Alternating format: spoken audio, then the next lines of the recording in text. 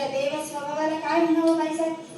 7 जन्माच्या पुण्य अंतांनी सुद्धा तुमच्या चरणाचं तीर्थ घ्यावं आणि आमच्या घरात त्यांनी तुमच्याबद्दल दारू सारखं आवडलं. गीताबाई, तो देव मला कुठे दडी मारून बसलाय की गळून गेलं त्याला. एक वेळच्या ठिकाण कसं झडून जात नाही त्या.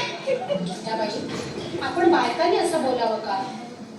इंद्रा म्हणजे कसा अगदी देवासारखा. एकच देव असतो देव, हे दारू बाजले आता गंभीर व्हायचे ते काय करायचं? गीताबाई गप्प बसावं. असं तोंडाला येईल ते बोलू नये. देवा ब्राह्मणाने दिलेला नवरा कसा का असेल? देवानंच मुळे कशा लाच सोडल्यासारखी दिसते. काय साहेब, देव हाती सापडला ना, हे असले नवरे जावायचे काय? मला यांच्या अकला चुलीत का जातात? एकाच्या अंगी बकूट नाही काढीचा आणि हे म्हणे देव. या देवांची रोज नित्यने मला खेळताना पूजा करायला.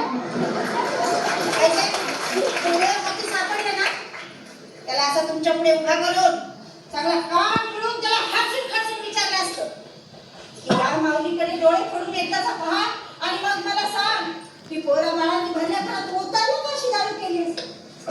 बाईसाहेब, तुम्हाला येतो माझा राग, पण मी आहे पटपट.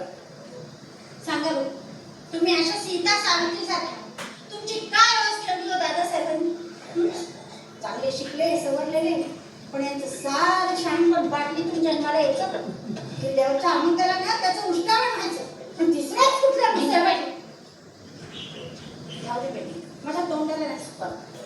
बाईसाहेब, तुमच्याकडे पाहिलं ना की माझ्या जिभेचा असा फाटा फुटतो बघा. सांगा बघ, काय केलं यावेळी तुमच्यासाठी? कधी गोळाभर अन्न घातलं वेळेवर का भरभर चिमणी आणली घडवतीसाठी? अष्टप्रहर बाटलीतच पुढे मारून बसले नाही का मोठ्याने बुद्ध्या? एक दे, हे शेंदूर कमी दे, मी उभय पकड सोडे.